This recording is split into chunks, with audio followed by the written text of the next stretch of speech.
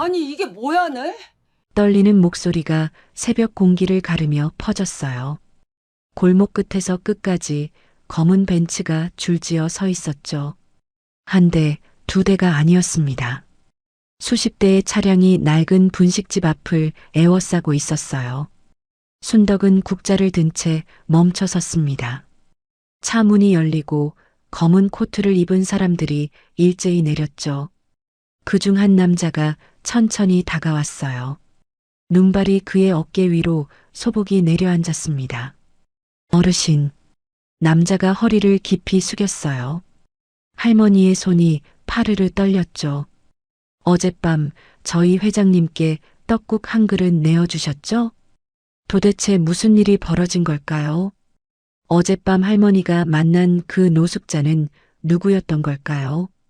사연이 시작되기 전 아직 구독과 좋아요를 누르지 않으셨다면 지금 눌러주세요. 여러분의 작은 응원이 더 좋은 이야기를 전하는 힘이 됩니다. 지금 어디서 듣고 계신가요?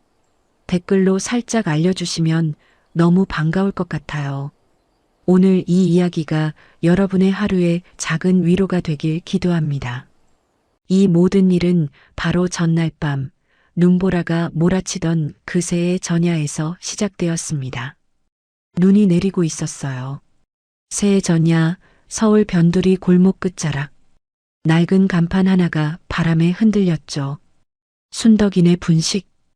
희미한 불빛 아래 72살의 박순덕이 홀로 가게 안을 정리하고 있었습니다.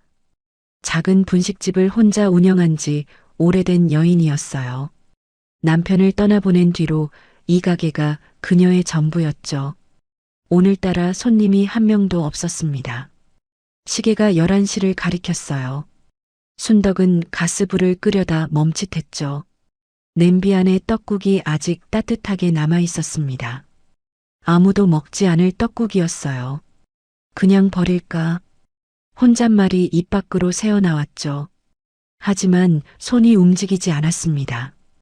어머니가 늘 하시던 말이 떠올랐어요. 음식은 함부로 버리는 게 아니라고, 누군가는 이 한 끼가 간절할 수 있다고. 순덕은 불을 끄지 않았습니다. 창밖으로 눈발이 거세게 휘날렸어요. 골목은 텅 비어 있었죠. 그녀는 한숨을 내쉬며 걸레를 들었습니다. 테이블을 닫고 의자를 정리하고 마지막으로 문을 잠그려던 순간이었어요. 밖에서 무언가 쓰러지는 소리가 났죠. 퍽! 순덕은 손을 멈췄습니다. 바람 소리인가 싶었어요. 하지만 이상하게 가슴이 뛰었죠. 그녀는 문을 열고 밖을 내다봤습니다. 눈보라 속에 사람이 쓰러져 있었어요. 어머! 순덕은 급히 뛰어나갔죠. 가게 앞 처마 밑 노인 한 명이 웅크린 채 쓰러져 있었습니다. 낡은 외투, 헝클어진 머리카락, 때가 묻은 손. 누가 봐도 노숙자 차림이었어요. 그녀는 왜 망설이지 않았을까요? 어르신, 괜찮으세요? 순덕이 노인의 어깨를 흔들었습니다. 대답이 없었어요. 손을 짚어보니 얼음장처럼 차가웠죠. 숨은 붙어 있었습니다. 하지만 이대로 두면 위험했어요. 일어나세요. 안으로 들어가요. 그녀는 노인을 부축해 가게 안으로 들였습니다. 작은 책으로 노인을 끌다시피 했어요. 등이 땀으로 젖었죠. 그래도 순덕은 멈추지 않았습니다. 노인을 구석자리에 앉히고 난로 앞으로 끌어당겼어요. 잠깐만요. 금방 따뜻한 거 갖다 드릴게요. 순덕은 부엌으로 뛰어갔죠. 아까 끓여둔 떡국이 아직 따뜻했습니다. 그릇에 국물을 가득 담았어요. 김이 모락모락 피어올랐죠. 그녀는 떡국을 노인 앞에 내려놓았습니다. 드세요. 천천히요. 노인이 고개를 들었어요. 희뿌연 눈이 순덕을 올려다봤죠. 그 눈에 눈물이 고여 있었습니다. 이게 노인의 목소리가 갈라졌어요. 왜 저를 도와주십니까? 순덕은 잠시 말이 없었죠. 그리고 조용히 대답했습니다. 그냥요. 이런 날 밖에 계시면 안 되잖아요. 노인의 손이 떨렸어요. 숟가락을 제대로 잡지 못했죠. 순덕은 조용히 다가가 숟가락을 쥐어주었습니다. 노인이 국물을 한 모금 마셨어요. 그리고 울었죠. 소리 없이 주르륵 눈물이 흘러내렸습니다. 순덕은 아무 말 하지 않았어요. 그저 곁에 앉아 있었죠. 눈보라가 창문을 때리는 소리만 가게 안을 채웠습니다. 노인이 떡국을 다 비웠어요. 고맙습니다. 순덕은 고개를 저었죠. 고마울 것 없어요. 그녀는 안쪽에서 낡은 담요를 가져왔습니다. 오래됐지만 아직 따뜻한 담요였어요. 순덕은 그것을 노인의 어깨에 덮어주었죠. 오늘 밤은 여기서 주무세요. 밖에 나가시면 안 돼요. 노인이 순덕을 물끄러미 바라봤습니다. 무언가 말하려는 듯 입술이 움직였어요. 하지만 끝내 아무 말도 하지 않았죠. 그저 고개를 깊이 숙였습니다. 순덕은 카운터 의자에 앉았어요. 오늘 밤은 여기서 새울 생각이었죠. 난로 옆에서 노인의 숨소리가 고르게 들려왔습니다. 얼마나 지났을까요? 새벽녘 순덕이 잠깐 눈을 붙인 사이였어요. 문득 이상한 기척에 눈을 떴죠. 노인이 있던 자리가 비어 있었습니다. 담요만 가지런히 개어져 있었어요. 그 위에 쪽지 하나가 놓여 있었죠. 고맙습니다. 평생 잊지 않겠습니다. 순덕은 쪽지를 한참 바라봤습니다. 떨리는 손으로 그것을 집어들었어요. 글씨가 반듯했죠. 노숙자의 글씨 같지 않았습니다. 이상한 느낌이 스쳤어요. 하지만 순덕은 고개를 저었죠. 무슨 생각을 하는 건가 싶었습니다. 그녀는 쪽지를 조용히 접어 앞치마 주머니에 넣었어요. 그래, 어디서든 잘 지내셔. 순덕은 자리에서 일어났습니다. 창밖이 환하게 밝아 있었어요. 눈이 그쳐 있었죠. 새해 첫날 아침이 밝았습니다. 순덕은 평소처럼 새벽 5시에 눈을 떴어요. 몸이 천근만근이었죠.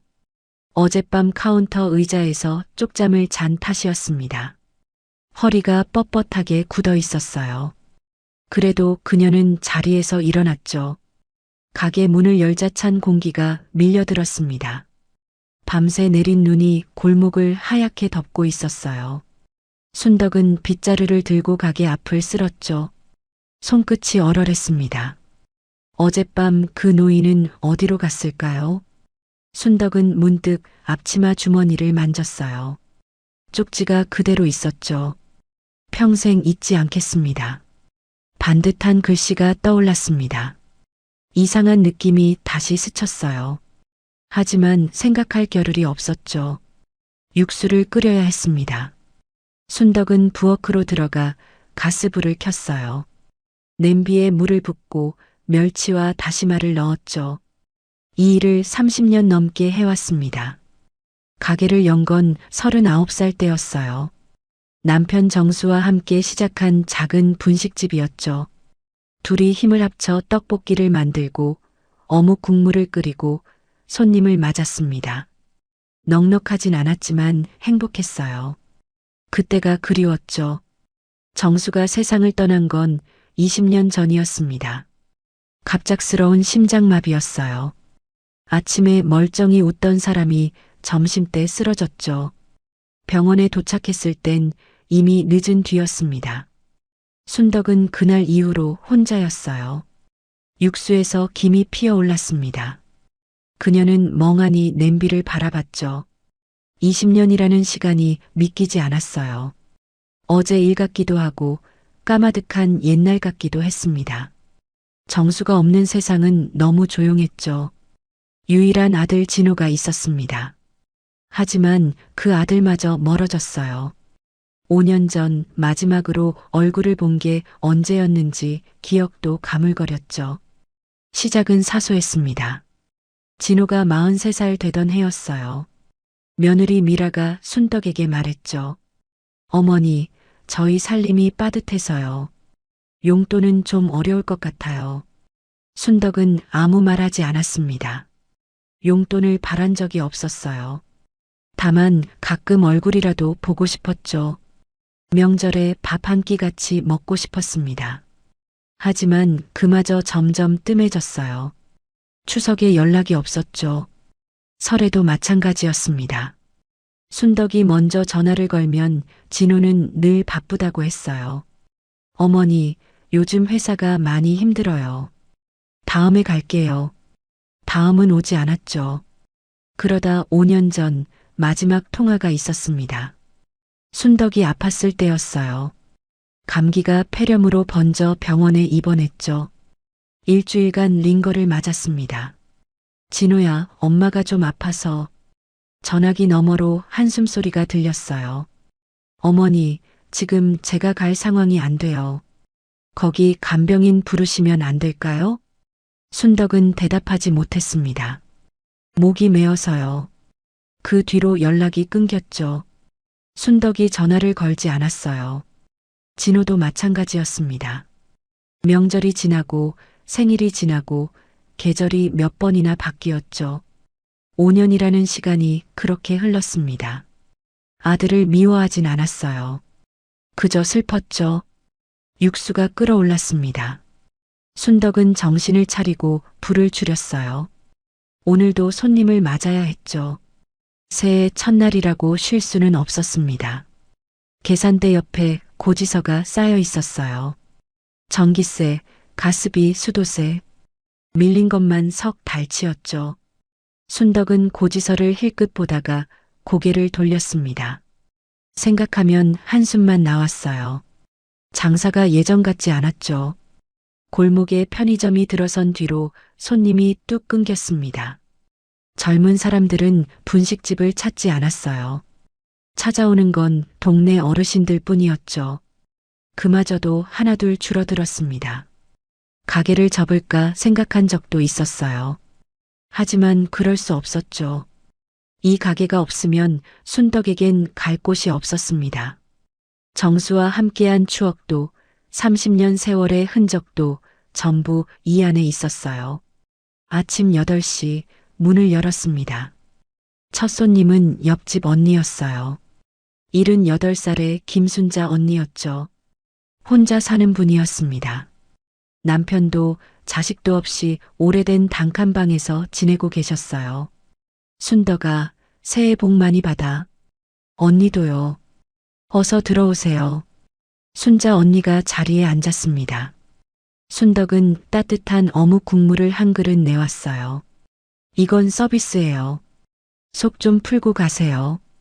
에이, 맨날 이러면 장사가 되겠어? 언니가 손사래를 쳤죠. 하지만 순덕은 웃으며 고개를 저었습니다. 괜찮아요. 새해 첫날인데 따뜻한 거 드셔야죠. 순자 언니의 눈가가 붉어졌어요. 고마워, 순덕아. 내가 이 골목의 보물이야.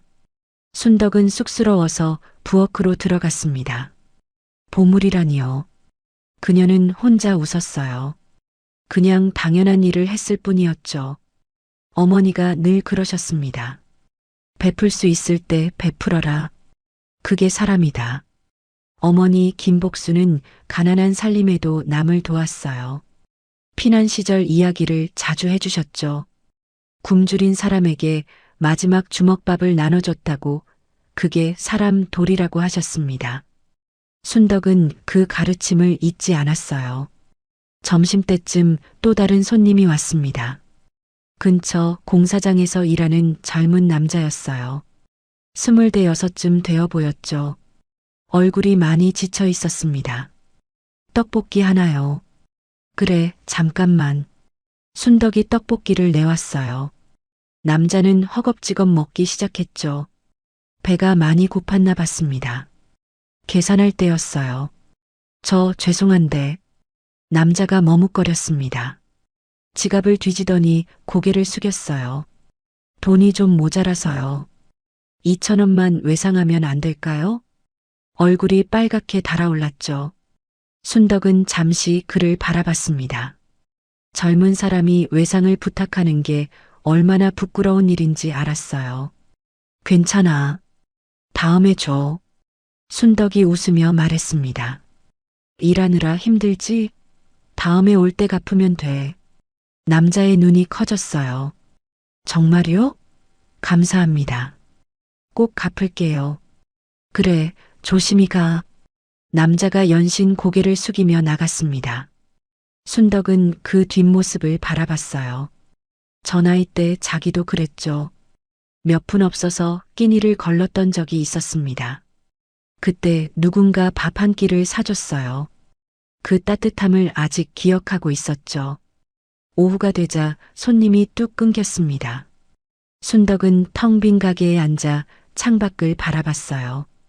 눈이 다 녹고 있었죠. 햇살이 골목을 비추고 있었습니다. 새해 첫날이 저물어가고 있었어요. 전화기를 꺼내 들었습니다. 진호의 번호가 화면에 떴죠. 순덕은 한참을 망설였어요. 손가락이 통화 버튼 위에서 멈췄습니다. 새해인데 한 번쯤 전화해도 되지 않을까? 하지만 누르지 못했어요. 거절당하는 게 무서웠죠. 또 바쁘다는 말을 들을까 봐요. 순덕은 전화기를 내려놓았습니다. 가슴이 먹먹했어요. 그때 그녀는 몰랐습니다. 내일 아침 모든 것이 바뀌게 될 줄은요. 다음 날 아침이었습니다. 순덕은 평소처럼 새벽에 일어나 가게 문을 열었어요. 어젯밤 그 노인 생각이 자꾸 났죠. 어디서 밤을 보냈을지, 밥은 먹었을지 걱정이 됐습니다. 쪽지를 다시 꺼내봤어요. 평생 잊지 않겠습니다. 글씨가 참 반듯했죠. 순덕은 고개를 갸웃거렸습니다. 노숙자치고는 이상한 점이 많았어요. 손은 거칠었지만 말투는 점잖았죠. 눈빛도 맑았습니다. 대체 어떤 분이셨을까? 혼잣말이 나왔어요. 하지만 생각해봤자 알 수 없는 일이었죠. 순덕은 쪽지를 다시 주머니에 넣고 일을 시작했습니다. 아침 7시쯤이었어요. 이상한 소리가 들렸죠. 차 소리였습니다. 한 대가 아니었어요. 여러 대의 엔진 소리가 골목으로 밀려들었죠. 순덕이 고개를 들었습니다. 창밖으로 검은 차가 보였어요. 한 대, 두 대, 세 대. 세다가 포기했죠. 수십 대의 검은 벤츠가 좁은 골목을 가득 메우고 있었습니다. 이게 뭐야? 손에 들고 있던 행주가 떨어졌어요. 차들이 분식집 앞에 멈춰섰죠. 문이 열리고 검은 코트를 입은 사람들이 일제히 내렸습니다. 순덕은 눈을 의심했어요. 영화에서나 보던 장면이었죠. 한 남자가 앞으로 걸어왔습니다. 55살쯤 되어 보이는 중년 남성이었어요. 단정한 정장 차림에 은퇴 안경을 쓰고 있었죠. 인상이 반듯했습니다. 그가 분식집 문을 열고 들어왔어요. 실례합니다. 목소리가 차분했습니다. 박순덕 사장님이시죠? 순덕은 멍하니 고개를 끄덕였습니다. 남자가 허리를 깊이 숙였어요. 저는 성원그룹 회장 비서실의 정민수라고 합니다. 성원그룹이라고요? 순덕은 그 이름을 알았어요. 뉴스에서 몇 번 들은 적이 있었죠. 국내 10손가락 안에 드는 대기업이었습니다. 그런 곳의 비서가 왜 이 허름한 분식집에 온 걸까요? 저희 회장님께서 사장님을 뵙고 싶어 하십니다. 네. 순덕의 목소리가 갈라졌어요. 회장님이요? 저를요? 예. 어젯밤 일 때문에 오셨습니다. 어젯밤이라는 말에 순덕의 심장이 쿵 내려앉았죠. 어젯밤이라니. 무슨 일이요? 정민수가 조용히 대답했습니다. 저희 회장님께서 이 가게에서 떡국을 대접받으셨다고 합니다. 순덕의 머릿속이 하얘졌어요. 그 노인이요? 그 노숙자 차림의 노인이 재벌 회장이라고요? 그게 무슨... 말도 안 돼요. 순덕이 손사래를 쳤습니다. 정민수는 표정 하나 바꾸지 않았어요. 회장님께서 직접 말씀드리고 싶어 하십니다. 함께 가주시겠습니까? 저는 가게가 있어서 가게 걱정은 하지 않으셔도 됩니다. 잠시만 시간을 내주시면 감사하겠습니다. 순덕은 어찌할 바를 몰랐어요. 이게 꿈인지 생시인지 분간이 안 됐죠. 하지만 정민수의 눈빛은 진지했습니다. 거짓말하는 눈이 아니었어요. 알았어요. 잠깐만 기다리세요. 순덕은 가스불을 끄고 앞치마를 벗었습니다. 손이 떨렸어요. 거울을 볼 여유도 없었죠. 그냥 외투만 걸치고 밖으로 나왔습니다. 검은 벤츠 문이 열렸어요. 순덕은 난생 처음 그런 차에 올라탔죠. 가죽 시트가 부드러웠습니다. 차 안에서 은은한 향기가 났어요. 완전히 다른 세계 같았죠. 차가 출발했습니다. 골목을 빠져나가 큰 길로 접어들었어요. 순덕은 창밖을 멍하니 바라봤죠. 서울 도심의 고층 빌딩들이 스쳐 지나갔습니다. 30분쯤 지났을까요? 차가 거대한 건물 앞에 멈췄어요. 성원그룹이라는 글씨가 건물 꼭대기에 빛나고 있었죠. 순덕은 숨이 막히는 기분이었습니다. 이쪽으로 오시죠. 정민수가 앞장섰어요. 순덕은 그를 따라 건물 안으로 들어갔죠. 로비가 넓었습니다. 대리석 바닥에 그녀의 낡은 신발 소리가 울렸어요. 엘리베이터가 27층에서 멈췄습니다. 문이 열리자 긴 복도가 나타났어요. 복도 끝에 커다란 문이 하나 있었죠. 정민수가 문 앞에서 멈췄습니다. 회장님께서 기다리고 계십니다. 문이 열렸어요. 넓은 방이었습니다. 창밖으로 서울 시내가 한눈에 내려다 보였죠. 방 한가운데 큰 책상이 있었어요. 그리고 그 앞에 한 사람이 서 있었습니다. 순덕은 그 자리에 얼어붙었어요. 어젯밤 그 노인이었죠. 하지만 완전히 달랐습니다. 낡은 외투 대신 고급 양복을 입고 있었어요. 헝클어진 머리는 단정하게 빗겨져 있었죠. 때 묻은 손은 깨끗했습니다. 같은 사람이 맞나 싶었어요. 그런데 눈빛은 똑같았죠. 어젯밤 떡국을 먹으며 울던 그 눈이었습니다. 성원그룹 회장 이원태, 88살의 노인이 천천히 다가왔어요. 그리고 순덕 앞에서 허리를 깊이 숙였죠. 사장님, 목소리가 떨렸습니다. 어젯밤 목숨을 살려주셨습니다. 순덕은 아무 말도 할 수 없었어요. 제가 왜? 전 그냥 말이 제대로 나오지 않았죠. 이원태가 고개를 들었습니다. 그의 눈가에 눈물이 맺혀 있었어요. 어젯밤 저는 죽으려고 나갔습니다. 순덕의 심장이 멈추는 것 같았죠. 뭐라고요? 80년 넘게 살았는데 갑자기 모든 게 허무해졌어요. 이원태의 목소리가 잠겼습니다. 돈도 명예도 다 부질없더군요. 가족도 제 곁에 없고 혼자 죽는 게 낫겠다 싶었습니다. 순덕은 가슴이 철렁 내려앉았어요. 그날 밤 그 노인이 쓰러져 있던 게 우연이 아니었던 거죠. 그런데 사장님이 저를 일으켜 세워주셨습니다. 이원태가 순덕의 손을 잡았어요. 그의 손이 떨리고 있었죠. 따뜻한 떡국 한 그릇. 그게 저를 살렸습니다. 아무것도 묻지 않고 아무것도 바라지 않고 그냥 사람이라서 도와주셨잖아요. 순덕의 눈에서 눈물이 흘러내렸습니다. 전 그냥 당연한 일을 한 것뿐이에요. 아닙니다. 이원태가 고개를 저었어요. 요즘 세상에 그게 당연한 사람이 어디 있습니까? 사장님은 제 생명의 은인입니다. 순덕은 무슨 말을 해야 할지 몰랐죠. 이 모든 게 너무 비현실적이었습니다. 재벌 회장이 자신에게 허리를 숙이고 있었어요. 어젯밤 떡국 한 그릇이 이런 결과를 가져올 줄 누가 알았을까요? 제가 은혜를 갚겠습니다. 이원태가 말했어요. 뭐든 원하시는 게 있으면 말씀해 주십시오. 순덕은 고개를 저었습니다. 전 아무것도 필요 없어요. 정말로요. 이원태가 순덕을 물끄러미 바라봤어요. 그리고 조용히 미소 지었죠. 역시 그러실 줄 알았습니다. 그의 눈빛이 따뜻해졌어요. 그래서 더 갚아드리고 싶습니다. 순덕은 대답하지 못했습니다. 그저 눈물만 흘렸죠. 이 낯선 상황이 두렵기도 하고 이상하게 따뜻하기도 했어요.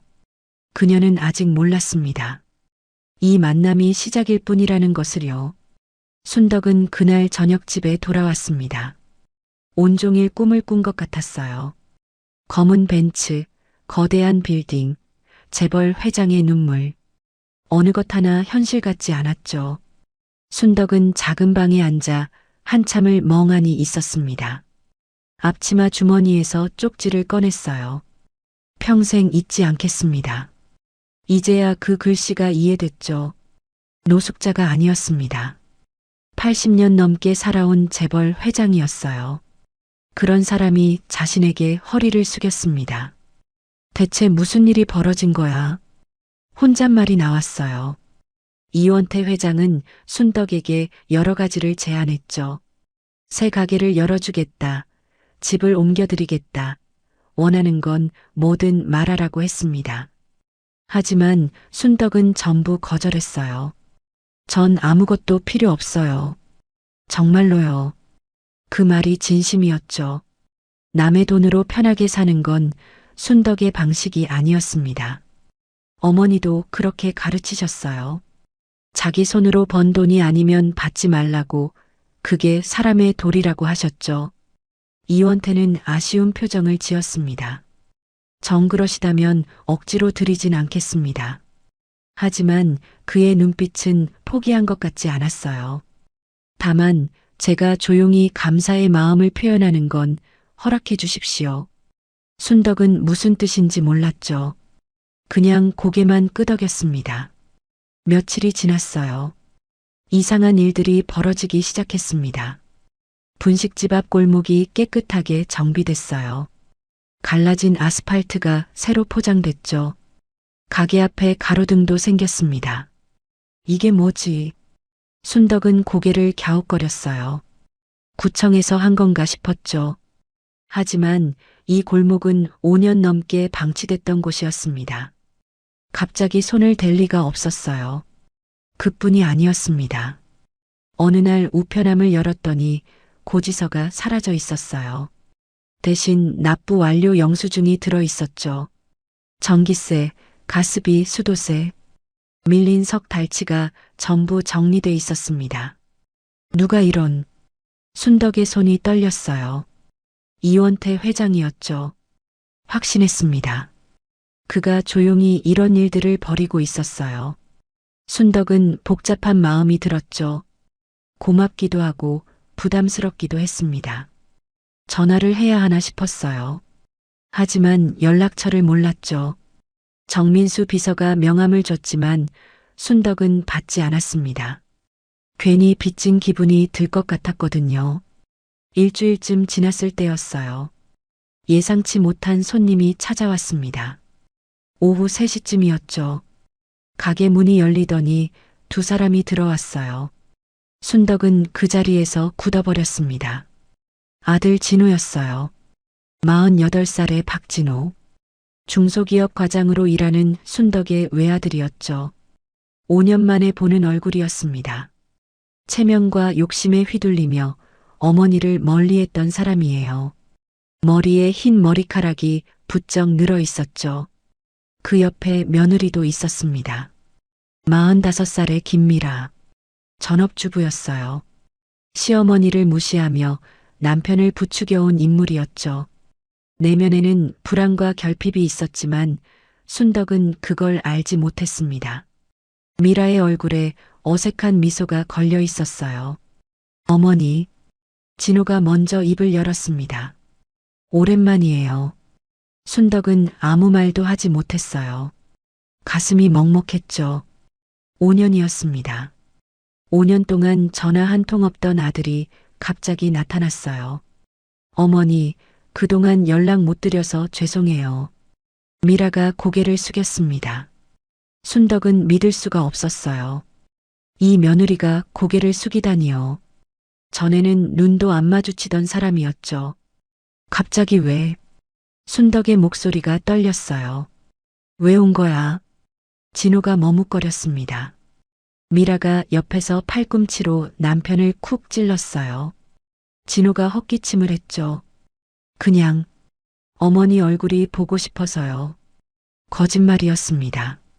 순덕은 알았어요. 5년 동안 어머니 얼굴이 보고 싶지 않던 사람이 갑자기 보고 싶어질 리 없었죠. 뭔가 다른 이유가 있었습니다. 일단 앉아. 순덕이 자리를 권했어요. 떡볶이와 어묵을 내왔죠. 진호와 미라가 어색하게 앉았습니다. 한참 침묵이 흘렀어요. 어머니, 미라가 먼저 말을 꺼냈죠. 요즘 동네에 소문이 돌던데요. 무슨 소문? 어머니가 재벌 회장님을 도와주셨다면서요? 순덕의 표정이 굳었습니다. 그래서였군요. 소문이 난 거였어요. 그날 벤츠 수십 대가 골목에 몰려왔으니 누군가 봤을 수밖에 없었죠. 이 좁은 동네에서 비밀은 없었습니다. 그게 순덕이 말을 얼버무렸어요. 그냥 우연히 도와드린 거야. 별일 아니었어. 별일 아니긴요. 미라의 눈이 반짝였습니다. 성원그룹 회장님이잖아요. 그분이 어머니한테 은혜를 갚겠다고 했다면서요? 순덕은 대답하지 않았어요. 가슴이 답답했죠. 이 사람들이 원하는 게 뭔지 뻔히 보였습니다. 어머니, 진호가 순덕의 손을 잡았어요. 5년 만에 처음 잡는 아들의 손이었죠. 하지만 그 온기가 느껴지지 않았습니다. 저희가 요즘 많이 힘들어요. 회사에서 구조조정 얘기가 나오고 있거든요. 그래서 어머니가 회장님께 부탁 좀 해주시면 안 될까요? 저 좀 도와달라고. 순덕은 아들의 손을 뿌리쳤어요. 뭐라고? 목소리가 차가워졌죠. 5년 동안 연락도 안 하다가 돈 얘기하러 온 거야? 진호의 얼굴이 빨개졌습니다. 그게 아니면 뭐야? 순덕이 자리에서 일어났어요. 온몸이 떨렸죠. 슬픔인지 분노인지 알 수 없었습니다. 나는 5년 동안 기다렸어. 명절에 전화 한 통이라도 올까? 생일에 연락이라도 올까? 매일 전화기만 들여다봤어. 눈물이 흘러내렸어요. 그런데 넌 한 번도 안 왔어. 내가 병원에 입원했을 때도, 혼자 명절을 보낼 때도 단 한 번도. 진호가 고개를 숙였습니다. 어머니, 죄송해요. 미안하면 됐어? 순덕의 목소리가 갈라졌어요. 이제 와서 돈 때문에 찾아와서 미안하다고 하면 다야? 미라가 끼어들었습니다. 어머니, 저희도 사정이 있었어요. 살림이 힘들어서. 닥쳐. 순덕이 처음으로 며느리에게 소리를 질렀어요. 미라의 얼굴이 하얘졌죠. 내가 언제 돈을 달라고 했어? 내가 언제 뭘 해달라고 했어? 그냥 가끔 얼굴만 보고 싶었어. 명절에 밥 한 끼 같이 먹고 싶었어. 그것뿐이었어. 순덕의 어깨가 들썩였습니다. 근데 넌 그것도 안 해줬어. 5년 동안 나 혼자 버텨왔어. 그런데 이제 와서 돈? 진호가 무릎을 꿇었어요. 어머니, 정말 죄송해요. 제가 잘못했어요.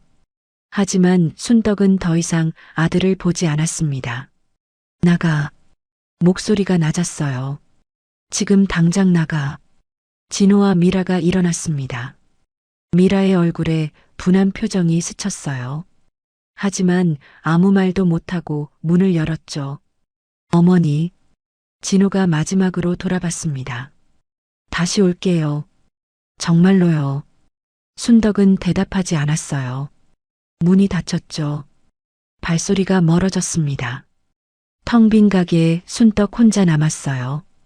그녀는 그 자리에 주저앉았습니다. 눈물이 멈추지 않았어요. 5년 만에 본 아들이었죠. 그런데 이렇게 다시 보내야 했습니다. 왜 이렇게 됐을까? 순덕은 얼굴을 감싸며 울었어요. 어디서부터 잘못된 걸까요? 아들을 잘못 키운 걸까요? 아니면 며느리가 문제였을까요? 순덕은 알 수 없었습니다. 그저 가슴이 찢어지듯 아팠어요. 한편 그 시각 성원그룹 본사에서는 다른 일이 벌어지고 있었습니다. 임원 회의실이었어요. 10명 남짓한 임원들이 테이블에 둘러앉아 있었죠. 분위기가 싸늘했습니다. 회장님이 요즘 이상하십니다. 한 임원이 입을 열었어요. 분식집 할머니한테 신경을 쓰신다는 게 말이 됩니까? 그러게요. 무슨 사연인지는 모르겠지만 다른 임원이 끼어들었죠. 회장님 건강이 안 좋으신 것도 있고 혹시 판단력에 문제가 생긴 건 아닐까요? 조심하세요. 그런 말 함부로 하면 안 됩니다. 정민수가 회의실 문 앞에 서 있었습니다. 그의 표정이 차가웠어요. 회장님의 결정에 토를 다는 건 월권입니다. 임원들이 입을 다물었죠.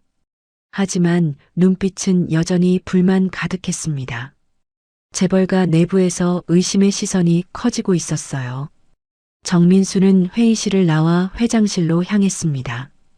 이원태가 창가에 서서 서울 시내를 내려다보고 있었어요. 그의 뒷모습이 유난히 쓸쓸해 보였죠. 회장님, 정민수가 조심스럽게 말했습니다. 임원들 사이에서 말이 많습니다. 알고 있네. 이원태가 돌아보지 않고 대답했어요. 내가 늙어서 정신이 나갔다고들 하겠지. 아닙니다. 그런 뜻이 괜찮아. 이원태가 조용히 웃었습니다. 회장님, 왜 그렇게까지 하시는 겁니까? 정민수가 조심스럽게 물었어요. 이원태가 창밖을 바라보며 대답했습니다. 오랜만이야. 네. 오랜만에 진심 어린 사람을 만났어. 이원태의 목소리가 잔잔했어요.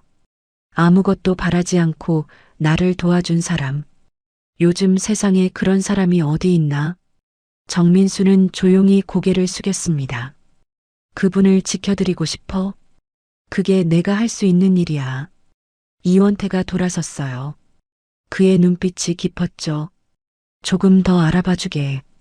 그분에 대해서 정민수가 대답했습니다. 알겠습니다, 회장님. 순덕은 아직 몰랐어요. 이 만남이 어떤 인연으로 이어질지를요. 며칠이 지났습니다. 순덕은 평소처럼 가게를 열었어요. 아들 부부를 내쫓은 뒤로 마음이 무거웠죠. 밤마다 잠이 오지 않았습니다.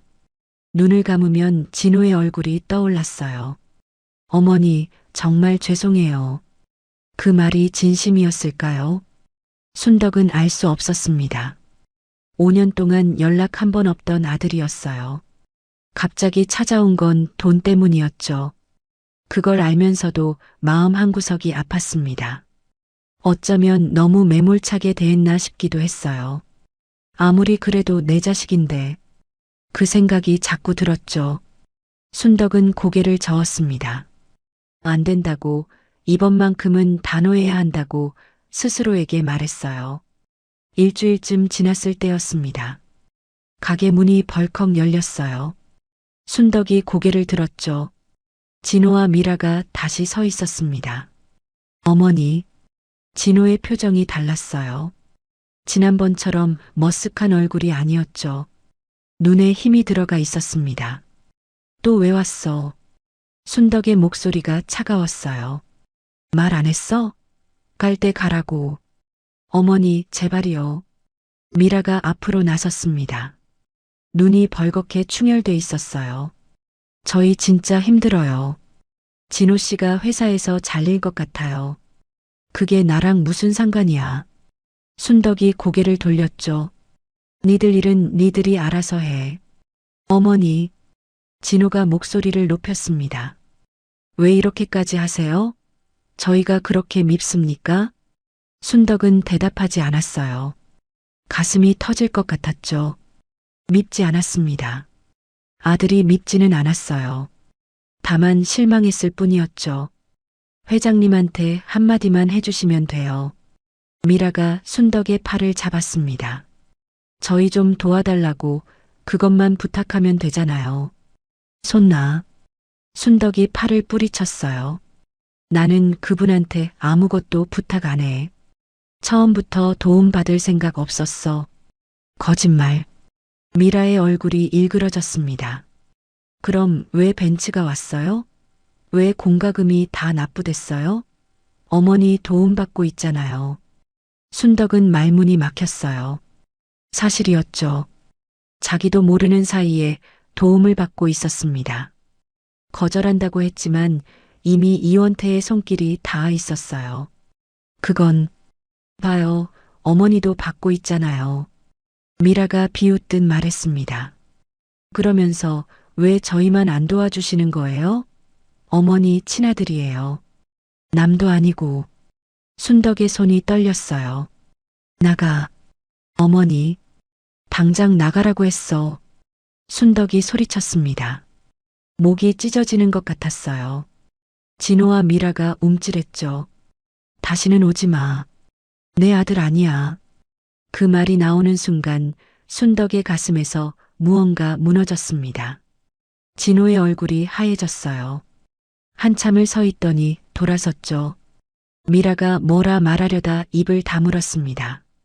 두 사람이 문을 열고 나갔어요. 순덕은 그 자리에 주저앉았습니다. 내 아들 아니라는 말. 정말 그런 말을 해버렸어요. 후회가 밀려왔죠. 하지만 돌이킬 수 없었습니다. 그녀는 얼굴을 감싸고 울었어요. 한참을 울다가 결심했습니다. 이제 그만 끝내자고요. 재벌 회장과의 인연도 아들과의 싸움도 전부 끝내고 싶었어요. 순덕은 전화기를 들었습니다. 정민수 비서의 번호가 있었어요. 지난번에 받지 않았던 명함을 골목 이웃이 주워다 줬죠. 순덕은 떨리는 손으로 번호를 눌렀습니다. 여보세요? 저 분식집 박순덕이에요. 아, 사장님. 무슨 일이십니까? 순덕은 깊이 숨을 들이쉬었어요. 회장님께 전해주세요. 저한테 더 이상 신경 쓰지 말아달라고요. 전화기 너머로 침묵이 흘렀습니다. 공과금도 골목 정비도 전부 필요 없어요.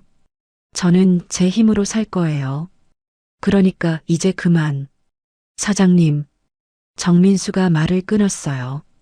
죄송합니다만 지금 회장님께서 병원에 계십니다. 순덕의 심장이 멈추는 것 같았습니다. 뭐라고요? 오늘 아침에 쓰러지셨습니다. 지금 중환자실이에요. 순덕은 아무 말도 할 수 없었어요. 성원병원 중환자실 앞이었습니다.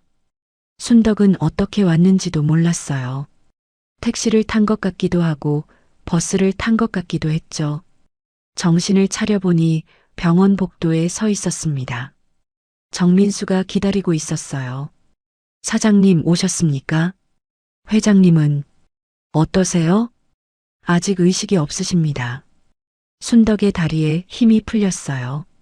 복도 의자에 주저앉았죠. 제가 너무 늦게. 그래서 말이 제대로 나오지 않았습니다.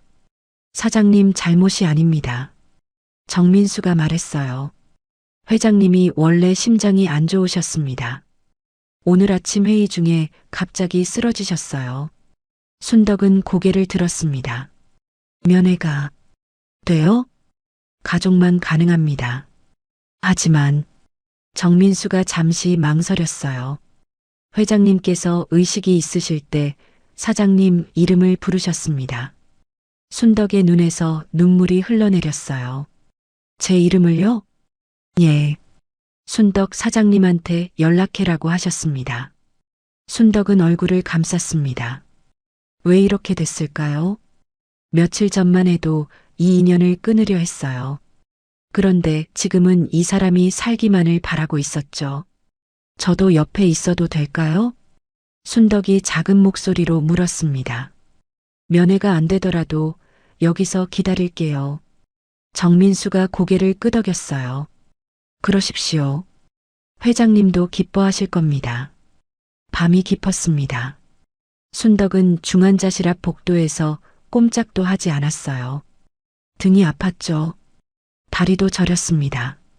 하지만 자리를 뜰 수 없었어요. 간호사들이 오가고 의사들이 드나들었습니다. 그때마다 순덕은 고개를 들어 소식을 기다렸어요. 아직 의식이 돌아오지 않았습니다. 같은 말이 반복됐죠. 새벽 2시쯤이었어요. 누군가 복도 끝에서 걸어왔습니다. 젊은 여자였어요. 28살쯤 되어 보였죠. 단정한 코트를 입고 눈가가 벌겋게 부어 있었습니다. 성원그룹 기획팀에서 일하는 이서윤이었어요. 이원태 회장의 손녀였죠. 할아버지의 진심을 이해하는 유일한 가족이었습니다. 따뜻하고 정의로운 성격의 여자였어요. 서윤이 순덕을 발견했습니다. 저기, 혹시 박순덕 사장님이세요? 순덕이 일어섰어요. 네, 맞아요. 저는 회장님 손녀 서윤이에요. 서윤이 고개를 숙였습니다. 할아버지한테 많이 들었어요.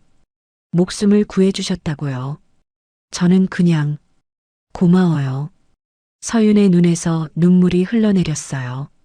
할아버지가 요즘 많이 힘들어 하셨거든요. 외로우셨나 봐요. 그런데 사장님 덕분에 다시 힘을 내셨대요. 순덕은 가슴이 먹먹했습니다. 저는 아무것도 안 했어요. 그냥 떡국 한 그릇 드렸을 뿐인데 그게 얼마나 큰 건지 몰라요. 서윤이 순덕의 손을 잡았어요. 할아버지가 그러셨어요. 요즘 세상에 아무 조건 없이 남을 돕는 사람은 처음이라고. 그래서 더 보답하고 싶으셨대요. 순덕은 고개를 숙였습니다. 눈물이 멈추지 않았어요. 서윤이 복도 의자에 앉았습니다. 순덕도 옆에 앉았어요. 둘은 말없이 중환자실 문을 바라봤죠. 시간이 흘렀습니다. 새벽 4시, 5시. 순덕은 눈을 붙이지 않았어요. 서윤이 잠깐 졸다가 깼죠. 사장님 안 피곤하세요? 괜찮아요. 순덕이 고개를 저었습니다. 회장님이 눈 뜨실 때까지 여기 있을 거예요. 서윤이 순덕을 바라봤어요. 눈빛이 이상했죠. 무언가를 확인한 것 같은 표정이었습니다. 사장님, 네. 혹시 할아버지한테 뭐 바라시는 거 있어요? 순덕은 고개를 가로저었어요. 아무것도요. 그냥 회장님이 건강해지셨으면 좋겠어요. 그것뿐이에요. 서윤의 눈가가 붉어졌습니다. 정말 그것뿐이에요? 네. 정말로요. 서윤이 순덕의 손을 꼭 잡았어요. 진심이시구나. 작은 목소리였습니다. 순덕에게 하는 말인지 자기 자신에게 하는 말인지 알 수 없었어요. 사장님 고마워요. 할아버지 곁에 있어 주셔서. 순덕은 대답 대신 손을 꼭 잡아주었습니다. 아침 7시 중환자실 문이 열렸어요. 의사가 나왔습니다. 순덕과 서윤이 동시에 일어났죠. 회장님이 의식을 찾으셨습니다. 서윤이 울음을 터뜨렸어요. 순덕도 눈물이 쏟아졌습니다. 지금은 안정이 필요합니다. 면회는 오후에 가능할 겁니다. 의사가 돌아갔어요. 서윤이 순덕을 안았습니다. 처음 보는 사이였지만 그 순간만큼은 가족 같았어요. 사장님 덕분이에요. 밤새 여기 계셨잖아요. 저는 아무것도 아니에요. 서윤이 고개를 저었습니다. 할아버지가 눈 뜨시면 사장님 얘기부터 할 거예요. 분명히요. 순덕은 말없이 웃었어요. 지쳐 있었지만 마음이 따뜻했죠. 그때 복도 끝에서 사람들이 나타났습니다. 양복을 입은 중년 남자들이었어요. 성원그룹 임원들이었죠. 그들이 서윤에게 다가왔습니다. 서윤 전무님. 한 임원이 입을 열었어요. 회장님 상태가 어떻습니까? 방금 의식을 찾으셨어요. 다행이군요. 임원이 고개를 끄덕였습니다. 그리고 순덕을 힐끗 쳐다봤어요. 눈빛이 차가웠죠. 저분이 그 분식집 사장입니까? 서윤의 표정이 굳었습니다. 네, 맞아요. 왜요? 밤새 여기 계셨다던데. 무슨 의도인지 모르겠군요. 순덕은 가슴이 철렁 내려앉았어요. 저는 그냥 회장님이 정신이 혼미하실 때 접근하신 건 아니겠죠? 임원의 말투가 날카로웠습니다. 요즘 이상한 사람들이 많아서요. 재산 노리고 접근하는 경우도 있으니까. 순덕의 얼굴이 하얘졌어요. 그런 거 아니에요. 저는 정말 됐습니다. 서윤이 임원 앞을 막아섰습니다. 이분은 할아버지의 생명의 은인이에요. 함부로 말씀하지 마세요. 하지만 전무님, 더 말씀하시면 저도 가만히 있지 않겠습니다. 서윤의 목소리가 단호했어요. 임원들이 입을 다물었죠.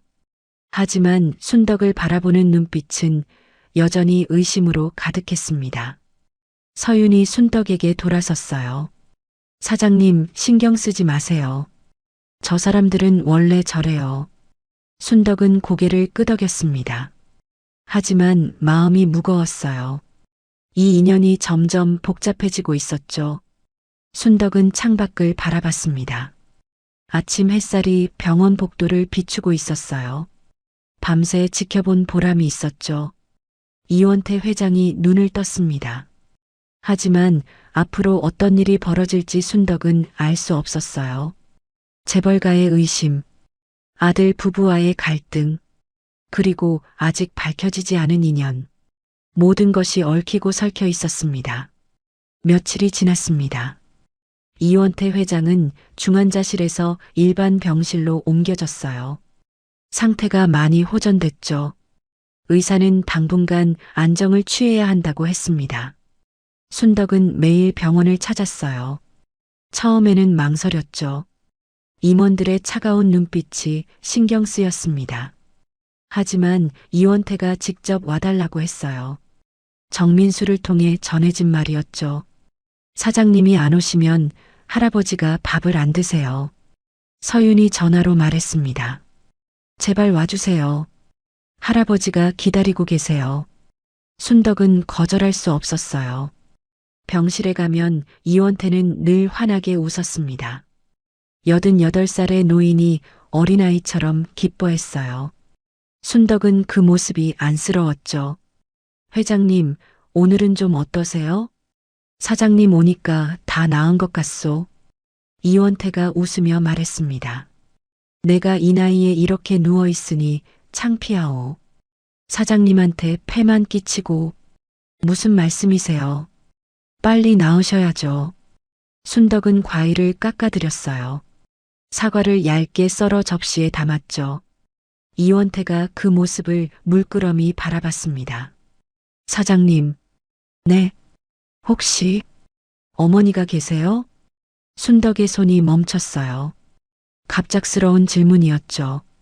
어머니요? 돌아가셨어요. 15년 전에요. 이원태의 눈빛이 흔들렸습니다. 그렇군요. 왜 갑자기 어머니 얘기를요? 이원태는 대답하지 않았어요. 그저 창밖을 바라볼 뿐이었죠. 무언가 말하고 싶은 게 있는 것 같았습니다. 하지만 입을 열지 않았어요. 순덕은 이상한 느낌이 들었습니다. 왜 어머니를 물어본 걸까요? 그날 저녁이었어요. 서윤은 할아버지의 저택으로 향했습니다. 서울 성북동에 있는 대저택이었죠. 이원태가 50년 넘게 살아온 곳이었어요. 서윤은 할아버지의 서재로 들어갔습니다. 이원태가 입원한 뒤로 서재 정리를 맡게 됐어요. 비서들이 할 수도 있었지만 할아버지가 서윤에게만 맡기라고 했죠. 개인적인 물건이 많다면서요. 서재는 넓었습니다. 벽면 가득 책이 꽂혀 있었어요. 오래된 책들이었죠. 먼지가 쌓여 있었습니다. 서윤은 책상 서랍부터 정리하기 시작했어요. 서류, 계약서, 오래된 편지들. 별다른 것 없었죠. 그런데 책상 맨 아래 서랍을 열었을 때였습니다. 낡은 상자 하나가 있었어요. 서윤은 상자를 꺼냈습니다. 뚜껑을 열자 오래된 물건들이 들어 있었어요.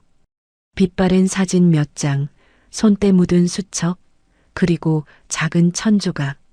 전부 세월의 흔적이 묻어 있었죠. 사진을 집어들었습니다. 흑백 사진이었어요. 젊은 여인이 찍혀 있었죠. 20살쯤 되어 보였습니다.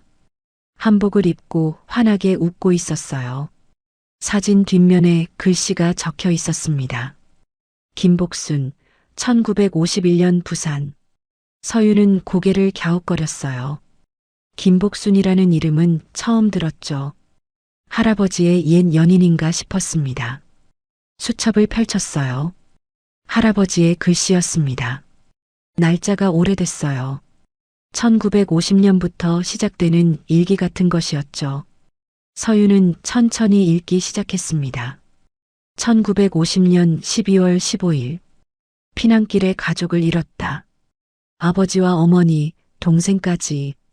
폭격에 다 죽었다. 나만 살아남았다.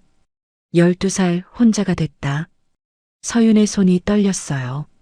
할아버지가 어린 시절 고아였다는 건 알았습니다. 하지만 이렇게 구체적인 이야기는 처음이었죠. 계속 읽었어요.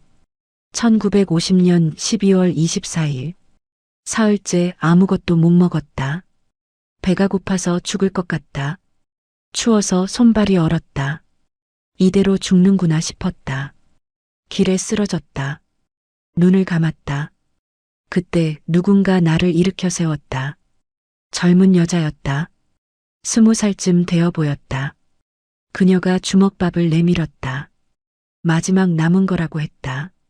자기도 피난민이라고 먹을 게 이것밖에 없다고 했다. 나는 받을 수 없다고 했다. 그녀가 웃으며 말했다. 얘야, 베풀 수 있을 때 베풀어야지. 그게 사람이야. 그 주먹밥을 먹고 살았다. 그녀가 아니었으면 나는 그날 죽었다. 서유는 숨을 멈췄습니다. 베풀 수 있을 때 베풀어야지. 그게 사람이야. 이 말을 어디선가 들은 것 같았어요. 언제였죠? 누가 했던 말이었죠? 기억이 떠오르지 않았습니다. 계속 읽었어요. 1950년 12월 25일. 그녀의 이름을 물었다. 김복순이라고 했다. 어디 사느냐고 물었더니 서울이라고 했다. 전쟁이 끝나면 꼭 찾아가겠다고 했다. 은혜를 갚겠다고 했다. 그녀가 웃으며 고개를 저었다. 은혜 같은 거 없어. 그냥 사람이 사람을 도운 거야. 그리고 떠났다. 다시는 보지 못했다. 서윤의 눈에서 눈물이 흘러내렸어요. 할아버지가 평생 찾던 사람이 바로 이 여인이었구나. 김복순. 그녀가 할아버지의 목숨을 구했어요. 주먹밥 하나로. 수첩을 더 넘겼습니다. 1960년 3월 2일. 사업이 조금씩 커지고 있다. 돈이 생기면 제일 먼저 그녀를 찾을 것이다. 김복순. 내 생명의 은인. 1975년 8월 15일. 전국을 수소문했다. 김복순이라는 이름이 너무 많다. 찾을 수가 없다. 1990년 1월 1일. 40년이 지났다. 아직도 못 찾았다. 살아계시기는 한 건지. 제발 건강하시기를. 2010년 12월 25일. 60년이 됐다. 이제 포기해야 하나? 하지만 그럴 수 없다. 죽기 전에 꼭 찾고 싶다. 서유는 수첩을 덮었어요. 70여 년이었습니다. 할아버지는 70년 넘는 시간 동안 이 여인을 찾아 헤맸어요. 주먹밥 하나로 목숨을 구해준 사람을. 은혜를 갚기 위해서요. 그런데 왜 갑자기 이 생각이 든 걸까요? 서유는 사진을 다시 들여다봤습니다. 김복순. 20살의 젊은 여인. 환하게 웃고 있는 얼굴. 베풀 수 있을 때 베풀어야지. 그게 사람이야. 갑자기 기억이 떠올랐어요. 병원에서 순덕이 했던 말이었습니다. 할아버지에게 왜 도움을 줬냐고 물었을 때 순덕이 대답했죠. 어머니가 늘 그러셨어요. 베풀 수 있을 때 베풀어라. 그게 사람이다. 서윤의 심장이 쿵 내려앉았습니다. 설마. 손이 떨렸어요. 전화기를 꺼내 정민수에게 연락했습니다. 비서님, 박순덕 사장님, 어머니 성함이 뭔지 아세요? 잠시만요. 확인해 보겠습니다. 몇 분이 흘렀어요. 정민수가 대답했습니다. 김복순이라고 합니다. 15년 전에 돌아가셨다고 하네요. 서윤은 전화기를 떨어뜨릴 뻔했어요. 김복순, 할아버지가 70년 넘게 찾던 그 이름이었습니다. 다음 날 오후였어요. 서윤은 순덕의 분식집을 찾아갔습니다. 가슴이 터질 것 같았죠. 손에는 그 낡은 상자를 들고 있었어요. 가게 문을 열었습니다. 순덕이 카운터에서 그릇을 닦고 있었어요. 서윤을 보더니 반갑게 웃었죠. 어머, 서윤 씨. 어쩐 일이야? 사장님, 드릴 말씀이 있어서요. 서윤의 목소리가 떨렸습니다. 순덕은 그제야 서윤의 표정을 살폈어요. 뭔가 심상치 않았죠. 무슨 일이야? 회장님한테 무슨 일 있어? 아니요, 할아버지는 괜찮으세요. 서윤이 자리에 앉았습니다. 순덕도 맞은편에 앉았어요. 사장님, 서윤이 조심스럽게 입을 열었습니다. 어머니 성함이 혹시 김복순 아니셨나요? 순덕의 얼굴이 굳었어요. 어떻게 그걸? 맞으시죠? 응, 맞아. 김복순. 우리 어머니 이름이야. 서윤의 눈에서 눈물이 흘러내렸습니다. 그녀는 상자를 열어 사진을 꺼냈어요. 흑백 사진. 젊은 여인의 모습. 이분. 혹시 아세요? 순덕이 사진을 받아들었습니다. 그리고 얼어붙었어요. 이게, 목소리가 떨렸죠. 이게 우리 어머니야. 어떻게, 이 사진이 왜? 순덕의 눈에서 눈물이 쏟아졌습니다. 20대의 어머니 모습이었어요. 본 적 없는 사진이었죠. 어머니가 이렇게 젊었을 때가 있었구나. 그 생각에 가슴이 먹먹해졌습니다. 사장님, 서윤이 순덕의 손을 잡았어요. 할아버지가 70년 넘게 찾던 분이 계세요. 목숨을 구해준 은인이요. 순덕은 눈물을 닦으며 고개를 들었습니다. 은인이요? 1950년 625 피난 시절이었어요. 서윤이 천천히 말했습니다. 할아버지가 12살 때 가족을 다 잃고 혼자 피난길에 올랐대요. 굶주림 끝에 길에 쓰러졌고 그대로 죽을 뻔했죠. 순덕은 숨을 죽였어요.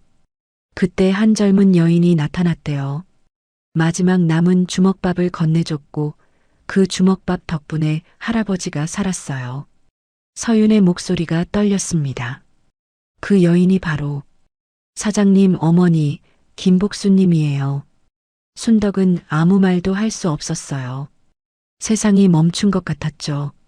어머니가요? 내 어머니가 재벌 회장의 목숨을 구했다고요?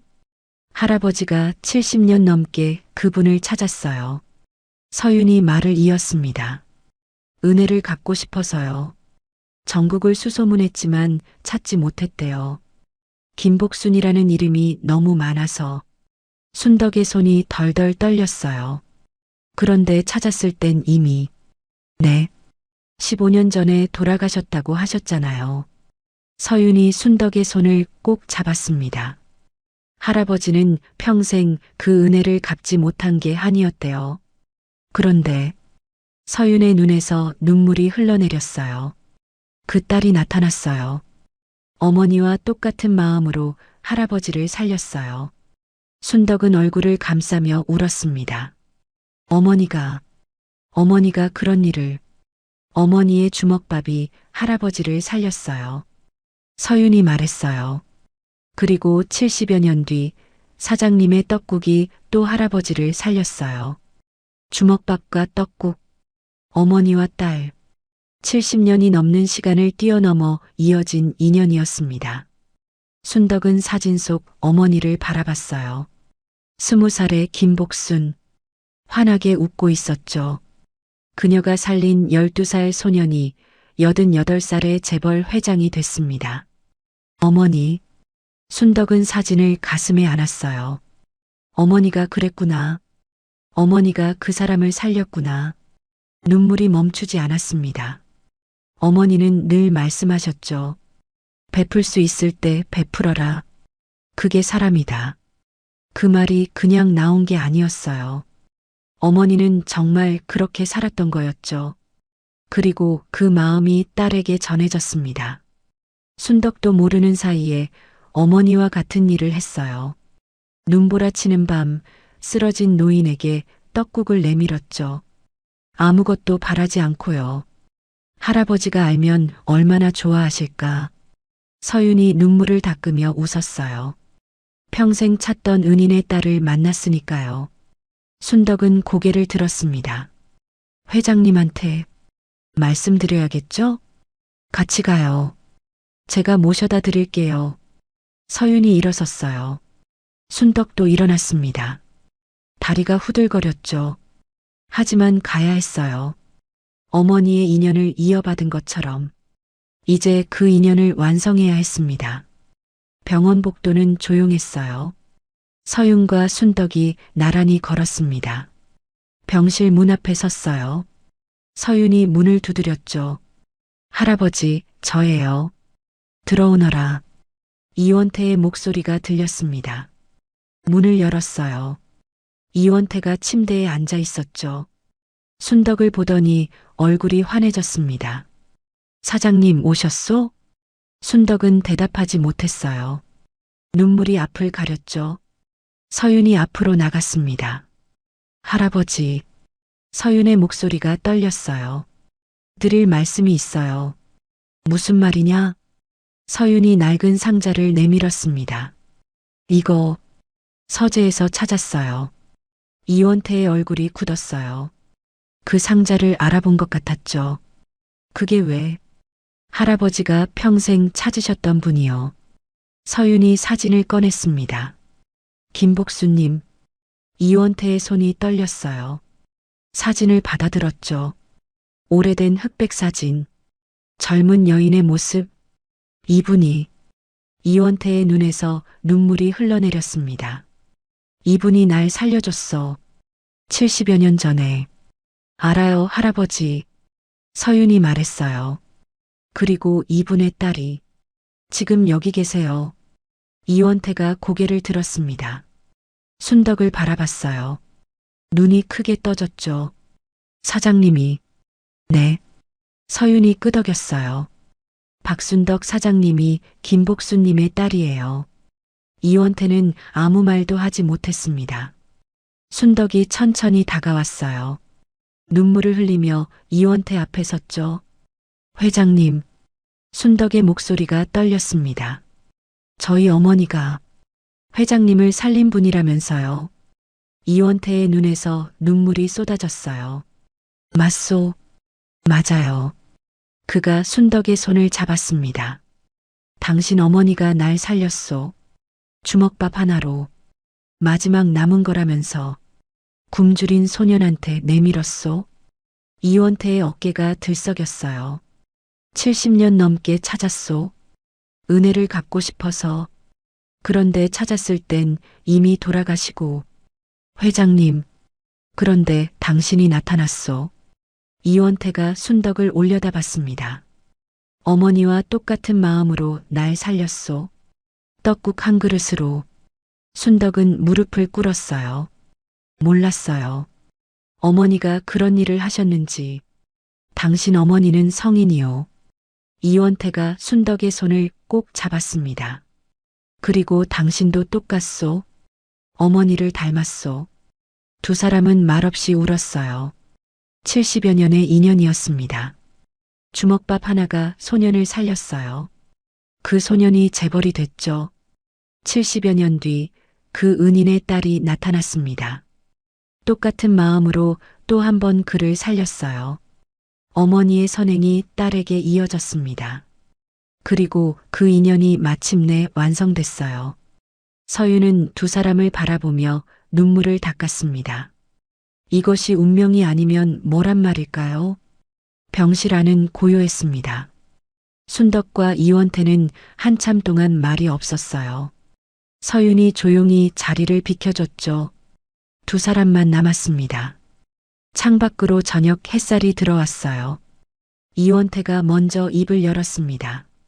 사장님, 네. 그날 이야기를 해도 되겠소? 순덕은 고개를 끄덕였어요. 이원태가 천천히 말을 시작했습니다. 1950년 12월이었소. 이원태의 목소리가 떨렸어요. 전쟁이 한창이었죠. 폭격이 쏟아졌습니다. 서울에서 피난을 떠났어요. 아버지, 어머니, 동생과 함께. 그가 눈을 감았습니다. 그런데 가는 길에 폭격을 맞았소. 눈앞에서 가족이 죽었어요. 순덕은 숨을 멈췄어요. 12살이었습니다. 하루아침에 혼자가 됐죠. 이원태의 어깨가 떨렸어요. 무작정 남쪽으로 걸었습니다. 먹을 것도 입을 것도 없었죠. 사흘을 굶었어요. 발이 얼고 손이 얼고 정신이 흐려졌습니다. 그가 순덕을 바라봤어요. 길에 쓰러졌소. 이대로 죽는구나 싶었죠. 눈을 감았습니다. 순덕의 눈에서 눈물이 흘러내렸어요. 그때 누군가 제 어깨를 흔들었소. 이원태의 목소리가 잠겼습니다. 젊은 여자였어요. 20살쯤 되어 보였죠. 추운 날씨에 얇은 옷을 입고 있었습니다. 그녀도 피난민이었어요. 그가 눈물을 닦았어요. 그녀가 주먹밥을 내밀었습니다. 작은 주먹밥 하나. 마지막 남은 거라고 했어요. 순덕은 어머니의 얼굴이 떠올랐어요. 저는 받을 수 없다고 했소. 그분도 굶고 있는 게 뻔했으니까. 그런데 이원태가 미소 지었습니다. 그녀가 웃으면서 말했어요. 그의 목소리가 떨렸어요. 얘야, 베풀 수 있을 때 베풀어야지. 그게 사람이야. 순덕은 울음을 터뜨렸습니다. 어머니가 늘 하시던 말이었어요. 수십 년 동안 들어온 그 말. 그게 70년 전 피난길에서 나온 말이었습니다. 그 주먹밥이 없었으면 이원태가 순덕의 손을 잡았어요. 저는 그날 죽었습니다. 순덕은 고개를 숙인 채 울었어요. 어머니가 그런 일을 하셨는지 저는 몰랐어요. 당연히 모르셨겠죠. 이원태가 말했습니다. 그분은 자랑하실 분이 아니니까 남을 도운 걸 티내지 않으셨을 거요. 순덕은 고개를 끄덕였어요. 맞았습니다. 어머니는 늘 그랬죠. 이웃을 도와도 말하지 않았어요. 어려운 사람에게 밥을 줘도 숨겼습니다. 당연한 일이라고 사람이면 그래야 한다고 하셨죠. 저는 70년 넘게 그분을 찾았소. 이원태가 말을 이었어요.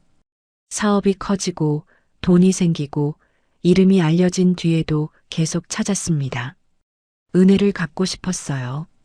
그의 눈가에 눈물이 맺혔습니다. 그런데 찾았을 땐 이미 돌아가신 뒤였소. 순덕은 아무 말도 할 수 없었어요. 그게 평생 한이었습니다. 이원태가 순덕을 바라봤어요. 그런데 그날 밤 눈보라치는 새의 전야에 그의 목소리가 떨렸습니다. 당신이 나타났소. 쓰러진 나를 일으켜 세우고 떡국을 내밀었어요. 아무것도 묻지 않고 아무것도 바라지 않고. 이원태의 눈에서 눈물이 흘러내렸어요. 그 순간 그분이 보였소. 순덕은 고개를 들었습니다. 70년 전 그분이요. 주먹밥을 내밀던 그분의 모습이 당신과 겹쳤어요. 이원태가 순덕의 손을 꼭 잡았습니다. 어머니의 마음이 딸에게 전해진 거요. 대를 이어 전해진 거요. 순덕은 얼굴을 감싸며 울었어요. 주먹밥과 떡국, 어머니와 딸, 70년 넘는 세월을 넘어 이어진 선행이었습니다. 한참을 울고 나서야 순덕이 입을 열었어요. 회장님, 말씀하시오. 저는 어머니처럼 살고 싶었어요. 순덕의 목소리가 떨렸습니다. 베풀 수 있을 때 베풀어라. 그게 사람이다. 어머니가 늘 하시던 말이에요. 저는 그 말대로 살려고 했어요. 그녀가 눈물을 닦았습니다. 근데 잘 못 살았어요. 아들하고도 멀어지고 가게도 힘들어지고 내가 뭘 하고 있나 싶었죠. 순덕이 이원태를 바라봤어요. 그런데 회장님 말씀 듣고 보니까요? 내 삶이 헛되지 않았구나 싶어요. 순덕의 눈에서 다시 눈물이 흘러내렸습니다. 어머니처럼 살았구나. 어머니의 마음을 이어받았구나. 그 생각이 드니까 그녀는 말을 잇지 못했어요. 이원태가 순덕의 손을 잡았습니다. 사장님, 네. 이제부터 저를 가족이라고 생각해 주시오. 순덕이 고개를 들었어요. 네. 당신 어머니가 저의 생명의 은인이요. 그리고 당신도 저의 생명의 은인이요. 이원태가 진지하게 말했습니다. 저는 당신을 가족처럼 모시고 싶소. 어머니께 갚지 못한 은혜를 딸에게라도 갚고 싶소. 순덕은 고개를 저었어요. 저는 그런 거 필요 없어요. 정말로요. 알고 있소.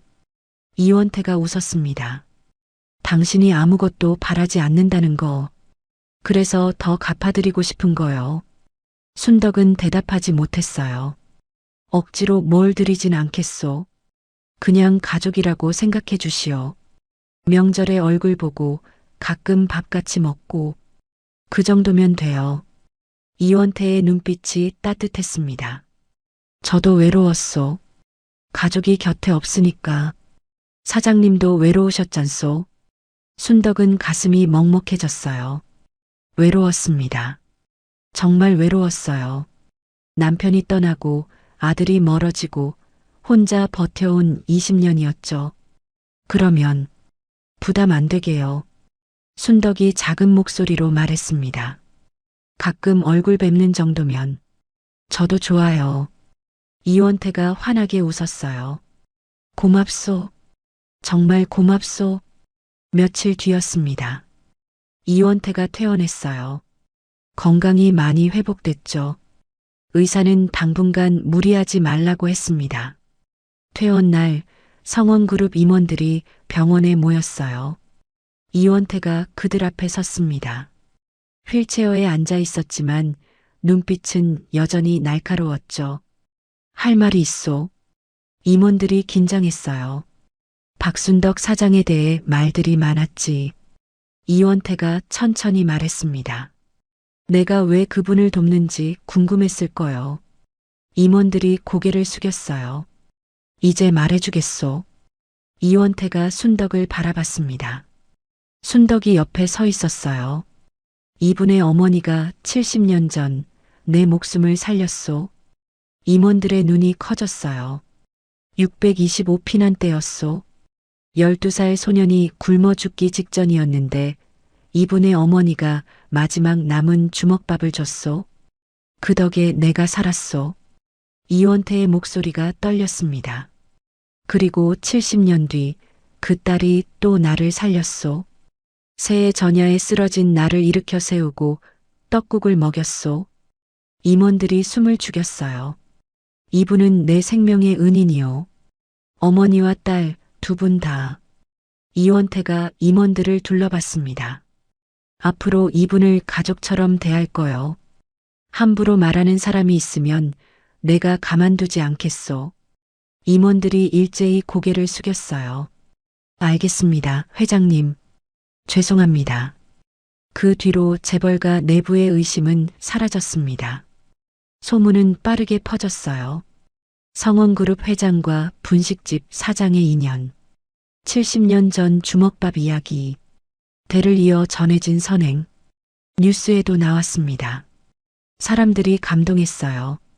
요즘 세상에 이런 일이 있다니라며 눈물을 흘렸죠. 그리고 그 소식은 진호에게도 전해졌습니다. 진호는 집에서 뉴스를 보고 있었어요. TV 화면에 어머니의 얼굴이 나왔습니다. 이원태 회장 옆에 서 있었죠. 두 사람이 나란히 웃고 있었어요. 70년 전 주먹밥의 기적, 대를 이은 선행.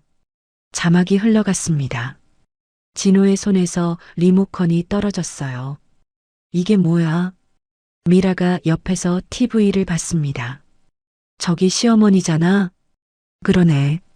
저 할아버지가 진짜 재벌 회장이래. 외할머니가 옛날에 살렸다면서? 진호는 대답하지 못했어요. 외할머니가요?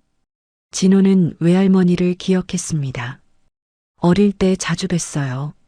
늘 밥을 해주시고 용돈을 쥐어주시던 분이었죠. 돌아가신 건 15년 전이었습니다. 그 외할머니가 재벌 회장의 목숨을 살렸다고요? 그럼 시어머니가 진짜 은인의 딸이야? 미라가 말했어요. 우리가 그동안 진호의 얼굴이 하얘졌습니다. 그동안 자기가 한 일이 떠올랐어요. 5년 동안 연락을 끊은 것, 돈 때문에 찾아간 것, 어머니에게 재벌 회장한테 부탁하라고 한 것. 내 아들 아니야. 그때 어머니가 했던 말이 떠올랐습니다. 진호는 얼굴을 감쌌어요. 부끄러웠습니다. 너무 부끄러웠어요. 어머니가 어떤 사람인지도 모르고 돈만 밝히는 사람처럼 굴었습니다.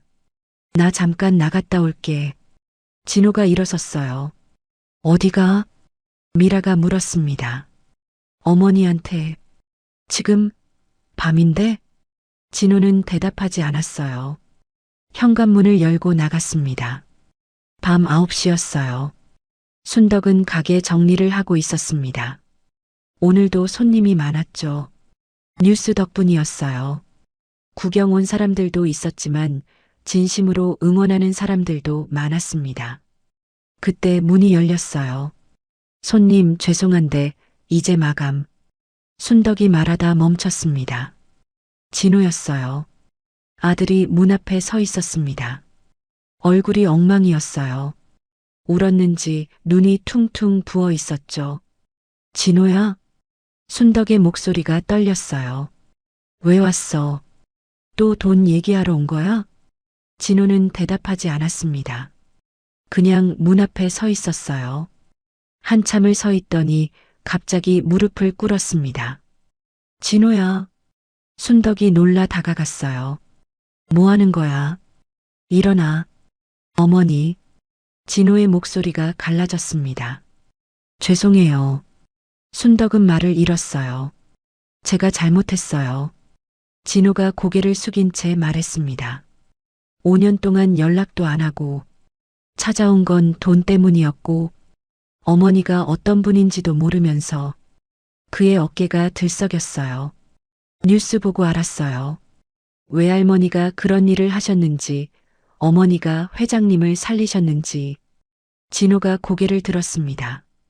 눈물이 줄줄 흘러내렸어요. 저는 그런 어머니한테 뭘 한 거예요. 5년 동안 전화 한 통 안 하고 돈이나 달라고 하고. 순덕의 눈에서도 눈물이 흘러내렸습니다. 어머니, 정말 죄송해요. 제가 사람이 아니었어요. 진호가 바닥에 이마를 박았어요. 용서해 주세요. 제발이요. 순덕은 한참 동안 아무 말도 하지 못했습니다. 5년이었어요. 5년 동안 기다렸죠. 아들이 돌아오기를, 한 번만 연락하기를. 그런데 막상 이렇게 무릎 꿇은 아들을 보니까 화가 나지 않았습니다. 그저 슬펐어요. 일어나. 순덕이 진호의 팔을 잡았습니다. 일어나라니까. 진호가 고개를 들었어요. 순덕이 아들의 얼굴을 바라봤습니다. 내가 진짜 원했던 건 돈이 아니었어. 순덕의 목소리가 떨렸어요. 그냥 가끔 얼굴 보고 싶었어. 명절에 밥 한 끼 같이 먹고 싶었어. 그것뿐이었어. 진호가 울음을 터뜨렸습니다. 어머니, 근데 넌 그것도 안 해줬잖아. 순덕의 눈에서 눈물이 흘러내렸어요. 그게 제일 서러웠어. 돈은 없어도 돼. 효도 안 해도 돼. 그냥 가끔 생각해주면 됐어. 근데 넌 나를 잊었잖아. 진호는 아무 말도 못했습니다. 그저 울기만 했어요. 한참이 지났습니다. 순덕이 한숨을 내쉬었어요. 일어나. 어머니. 용서는 아직 못하겠어. 순덕이 진호를 바라봤습니다. 하지만 기회는 줄게. 진호가 고개를 들었어요. 진심으로 변하면 그때 용서해 줄게. 말로만 하지 말고 행동으로 보여줘. 순덕의 목소리가 단호했습니다. 할 수 있겠어? 진호가 고개를 끄덕였어요. 네, 꼭 그렇게 할게요. 그래. 순덕이 고개를 돌렸습니다. 오늘은 가. 다음에 와.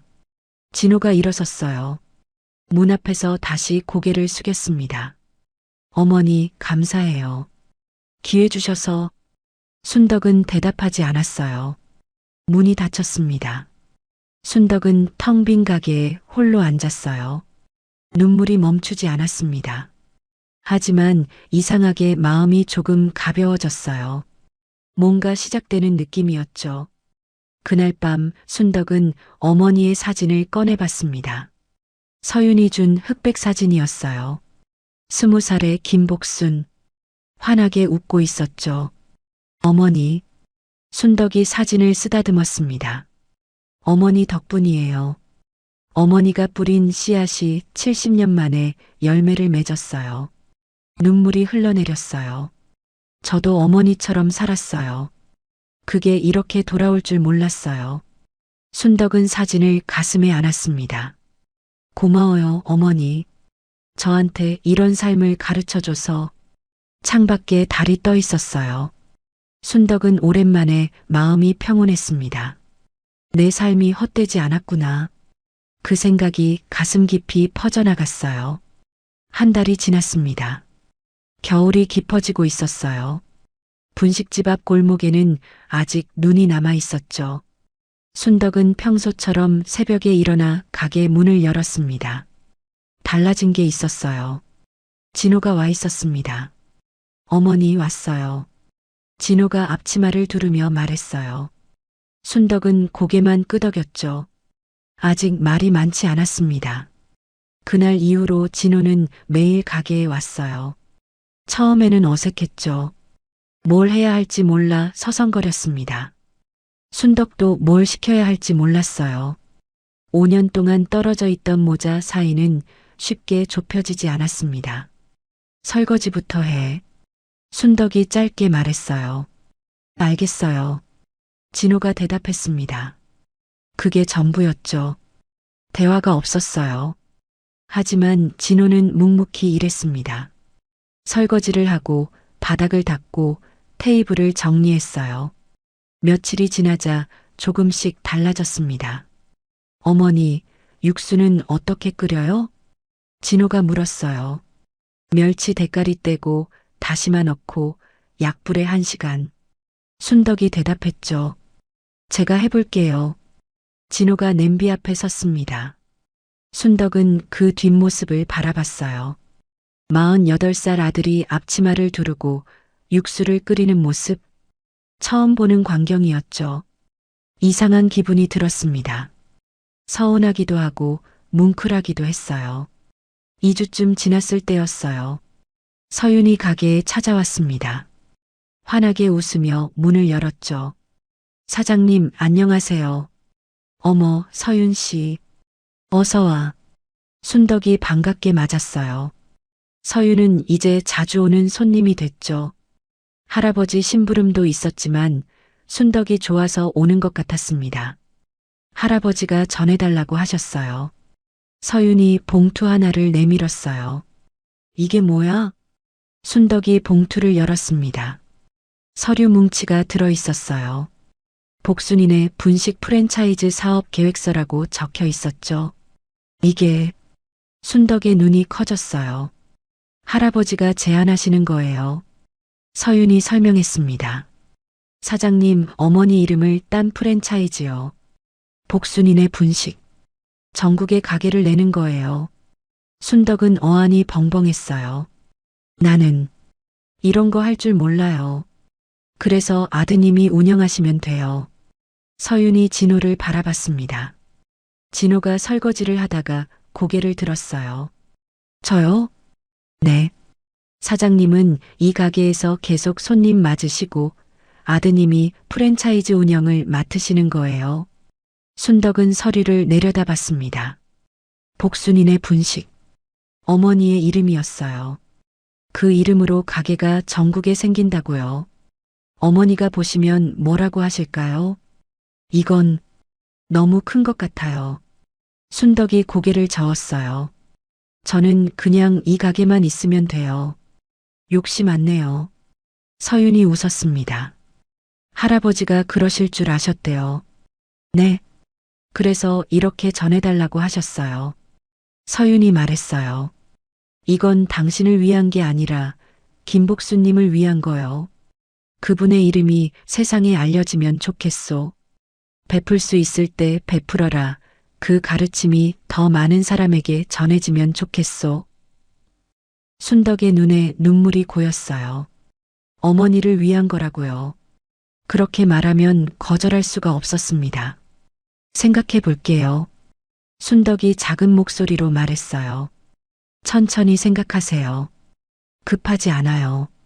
서윤이 웃으며 일어났습니다. 저는 갈게요. 다음에 또 올게요. 문이 닫혔어요. 순덕은 서리를 한참 바라봤습니다. 진호가 다가왔어요.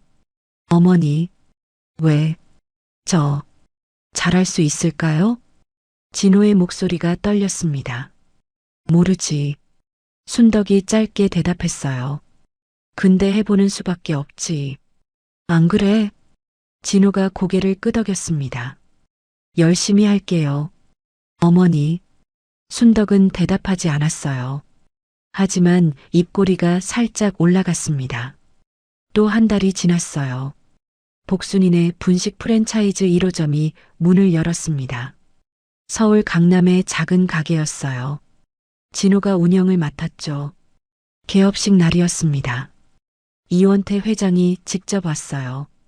건강이 많이 회복됐죠. 지팡이를 짚고 걸어왔습니다. 축하하오, 사장님. 이원태가 순덕에게 말했어요. 저는 한 게 없어요. 순덕이 손사래를 쳤죠. 아니요. 당신이 있어서 이게 가능한 거요. 이원태가 가게 안을 둘러봤습니다. 벽에 큰 액자가 걸려 있었어요. 김복순의 흑백 사진이었죠. 20살의 젊은 여인이 환하게 웃고 있었습니다. 액자 아래에 문구가 적혀 있었어요. 베풀 수 있을 때 베풀어라. 그게 사람이다. 이원태의 눈에 눈물이 고였습니다. 좋소. 정말 좋소. 그가 사진을 바라보며 말했어요. 김복수님이 기뻐하실 거요. 순덕도 사진을 올려다 봤습니다. 어머니. 눈물이 흘러내렸어요. 어머니 이름으로 가게가 생겼어요. 어머니 말씀이 이렇게 걸렸어요. 순덕은 사진 속 어머니에게 속삭였습니다. 고마워요, 어머니. 저한테 이런 삶을 물려줘서. 시간이 흘렀습니다. 복순이네 분식은 천천히 커갔어요. 2호점, 3호점이 생겼죠. 진호가 열심히 뛰어다녔습니다. 예전의 나약한 모습은 사라졌어요. 순덕은 여전히 원래 가게에 있었습니다. 바뀐 건 별로 없었어요. 새벽에 일어나 육수를 끓이고 손님을 맞고 저녁에 문을 닫았죠. 달라진 건 하나였습니다. 혼자가 아니었어요. 진호가 자주 왔습니다. 바쁜 와중에도 일주일에 2~3번은 들렀어요. 어머니 가게 일을 도왔죠. 처음에는 어색했지만 점점 자연스러워졌습니다. 어머니, 이거 맛 좀 봐주세요. 진호가 떡볶이를 내밀었어요. 응, 나쁘지 않네. 순덕이 대답했죠. 정말요? 감사합니다. 진호가 환하게 웃었습니다. 순덕도 살짝 웃었어요. 완벽한 화해는 아니었습니다. 아직 서운한 마음이 남아 있었어요. 5년의 공백이 쉽게 메워지진 않았죠. 하지만 조금씩 나아지고 있었습니다. 그걸로 충분했어요. 어느 날 오후였습니다. 가게 문이 열리더니 익숙한 얼굴이 나타났어요. 이원태 회장이었습니다. 지팡이를 짚고 천천히 들어왔죠. 회장님, 순덕이 반갑게 맞았어요. 오늘은 떡국 먹으러 왔소. 이원태가 웃으며 말했습니다. 네, 금방 해드릴게요. 순덕이 부엌으로 갔어요. 떡국을 끓여내왔죠. 이원태가 국물을 한 모금 마셨습니다. 역시 이 맛이요. 맛있어요? 최고요. 이원태가 눈을 감았어요. 이 맛을 먹을 때마다 그날이 생각나오. 새해 전야 눈보라 치던 그날 밤, 순덕은 조용히 맞은편에 앉았습니다.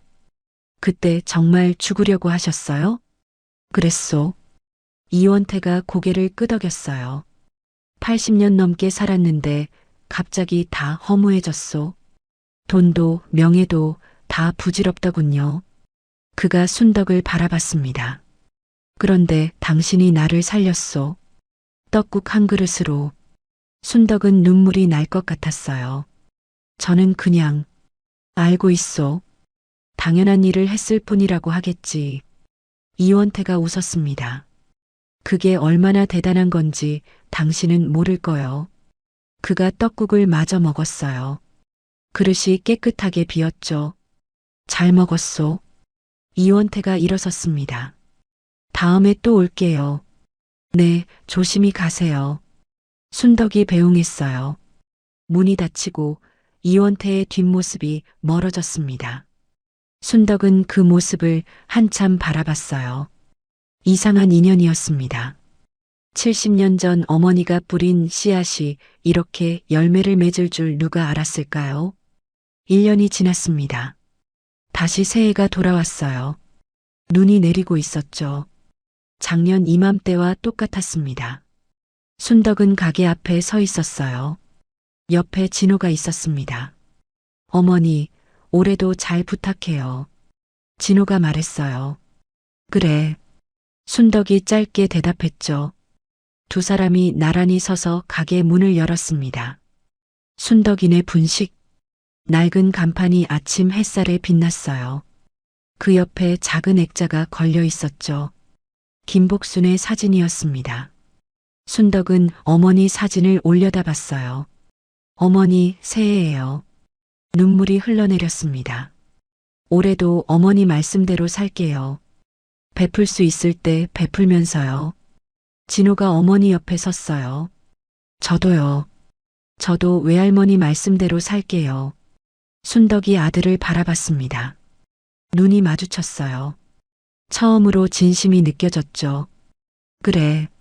순덕이 작게 웃었어요. 같이 해보자. 눈이 펑펑 내렸습니다. 1년 전 이 눈 속에서 모든 게 시작됐어요. 쓰러진 노인에게 떡국 한 그릇을 내밀었죠. 그게 인생을 바꿀 줄 몰랐습니다. 어머니의 주먹밥, 딸의 떡국, 대를 이어 전해진 선한 마음이었어요. 그리고 그 마음은 앞으로도 계속될 것입니다. 순덕은 눈 내리는 하늘을 올려다봤어요. 고마워요, 어머니. 속삭임이 눈 속으로 흩어졌습니다. 새해 첫날, 순덕이네 분식에 따뜻한 국물 냄새가 피어올랐어요. 오늘 이야기 어떠셨나요? 눈 내리는 새해 전야 떡국 한 그릇이 만들어낸 기적이었습니다. 70년 전 어머니의 주먹밥, 그리고 70년 뒤 딸의 떡국, 대를 이어 전해진 선한 마음이 한 사람의 인생을 2번 살렸어요. 베풀 수 있을 때 베풀어라. 그게 사람이다. 혹시 여러분도 누군가에게 작은 선행을 베푼 적이 있으신가요? 아니면 누군가에게 따뜻한 도움을 받은 기억이 있으신가요? 댓글로 여러분의 이야기를 들려주세요. 여러분의 경험 하나하나가 또 다른 사람에게 위로가 됩니다. 오늘 이야기가 마음에 드셨다면 구독과 좋아요 부탁드려요. 알림 설정까지 해주시면 새로운 이야기를 가장 먼저 만나실 수 있습니다. 여러분의 하루에도 따뜻한 떡국 한 그릇 같은 일이 생기길 바랍니다. 오늘도 들어주셔서 감사합니다. 행복한 하루 보내세요.